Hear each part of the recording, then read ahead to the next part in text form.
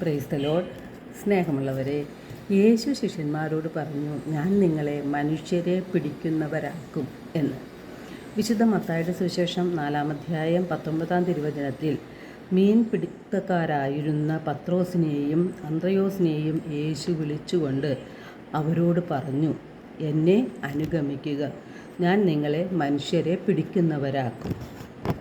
ഉൽപ്പത്തി 6:5 ഭൂമിയിൽ മനുഷ്യൻ്റെ ദുഷ്ടത വർദ്ധിച്ചിരിക്കുന്നുവെന്നും അവൻ്റെ ഹൃദയത്തിലെ ചിന്തയും ഭാവനയും എപ്പോഴും ദുഷിച്ചതു മാത്രമാണെന്നും കർത്താവ് കണ്ടു. പാപാന്തകാരത്തിൽ കഴിയുന്ന മനുഷ്യനെ രക്ഷിക്കുവാനായിട്ടാണ് പിതാവായ ദൈവം തൻ്റെ പുത്രനെ ഭൂമിയിലേക്ക് അയച്ചത്. യേശു തൻ്റെ രക്ഷാകര ദൗത്യം തൻ്റെ ശിഷ്യന്മാരിലൂടെ ഇന്നും തുടരുകയാണ് ചെയ്യുന്നത്. ഹെബ്രായർ 13:8 ഇപ്രകാരമാണ് നാം കാണുന്നത്, യേശു ക്രിസ്തു ഇന്നലെയും ഇന്നും എന്നും ഒരാൾ തന്നെയാണ്. വിശുദ്ധ മാർക്കോസിൻ്റെ സുവിശേഷം 3-ാം അധ്യായം 15 യേശു എന്തിനു വേണ്ടിയാണ് ശിഷ്യന്മാരെ തിരഞ്ഞെടുത്തത് എന്ന് വ്യക്തമാക്കുന്നുണ്ട്. തന്നോടുകൂടി ആയിരിക്കുന്നതിനും പ്രസംഗിക്കാൻ അയക്കപ്പെടുന്നതിനും പിശാചുക്കളെ ബഹിഷ്കരിക്കുന്നതിനും ഉള്ള അധികാരം നൽകുന്നതിനുമായാണ് അവൻ 12 പേരെ തിരഞ്ഞെടുത്തത്. യേശുവിനോടൊപ്പം ആയിരിക്കുക എന്ന് പറഞ്ഞാൽ യേശുവിനെ അറിയുക എന്നതാണ് അർത്ഥം.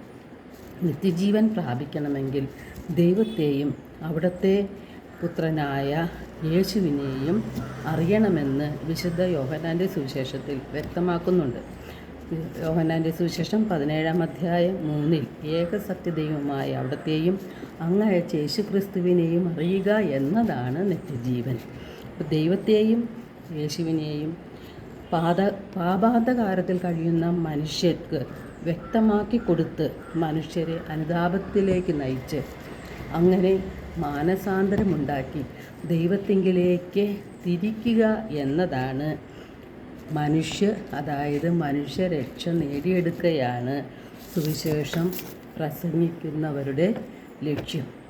അതിനായിട്ടാണ് ശിഷ്യന്മാരെ നിയോഗിച്ചത്. ഈ രക്ഷാകര ദൗത്യം ഇന്നും തുടർന്നു പോകേണ്ടത് നാം ഓരോരുത്തരിലൂടെയുമാണ്.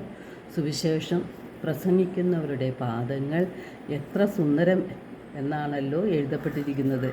എല്ലാവർക്കും ഒരു നല്ല ദിനം ആശംസിക്കുന്നു. ദൈവം നമ്മെ ഓരോരുത്തരെയും സമൃദ്ധമായി അനുഗ്രഹിക്കട്ടെ.